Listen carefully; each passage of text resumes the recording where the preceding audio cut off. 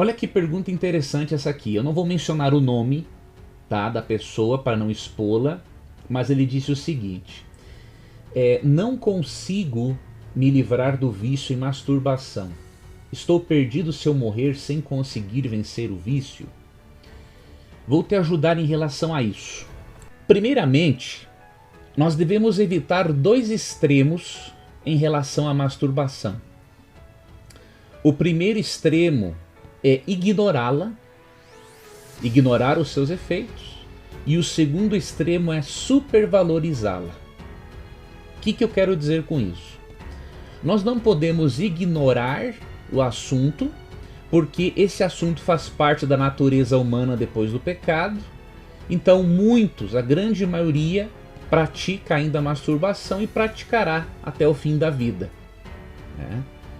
Por questões até mesmo hereditárias, por questões de traumas, por questões de ansiedade.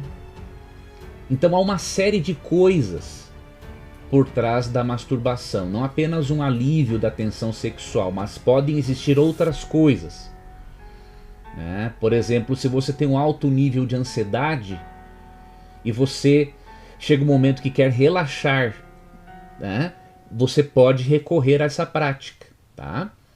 Então, nós não devemos ignorar os efeitos, especialmente na mente.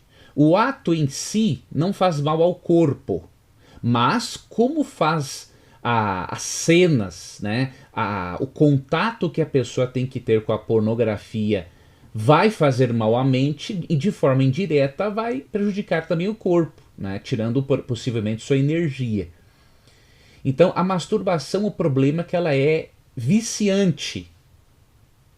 E às vezes a pessoa pode trocar um pouco a relação sexual propriamente dita com a pessoa apenas por causa do hábito da masturbação. Isso quando a pessoa é viciada na masturbação.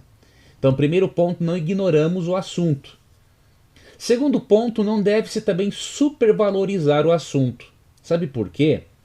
Eu não vou falar o seu nome, querido amigo que fez a pergunta, mas quando supervalorizamos o assunto se torna maior do que já é. Aí aumentamos a ansiedade e com o aumento da ansiedade aumenta a prática da masturbação.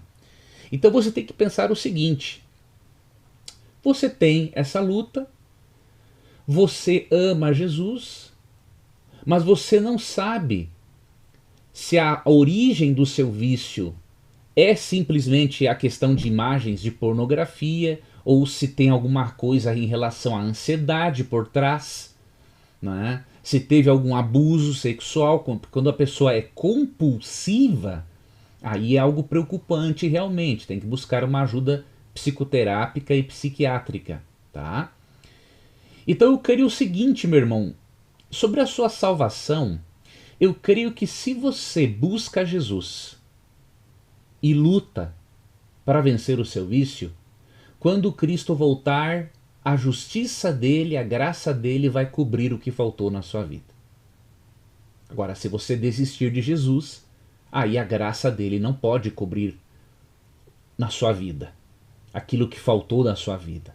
Então, eu queria dizer isso para você: não tema perder a salvação se você está em Cristo, porque existem outros pecados que outros seres humanos praticam e que eles também praticarão até a volta de Cristo. Uma minoria vence a masturbação quando se casa, e uma boa parte das pessoas ainda pratica de vez em quando depois de casados. Então veja, é um problema que faz parte da natureza humana pós-pecado e que nós não devemos ignorar, mas também não supervalorizar. E aí eu vou ler um texto bíblico, mas antes eu quero só fazer uma diferença para quem é casado. Às vezes os casados podem confundir masturbação com carícia íntima. Não tem nada a ver uma coisa com a outra, tá?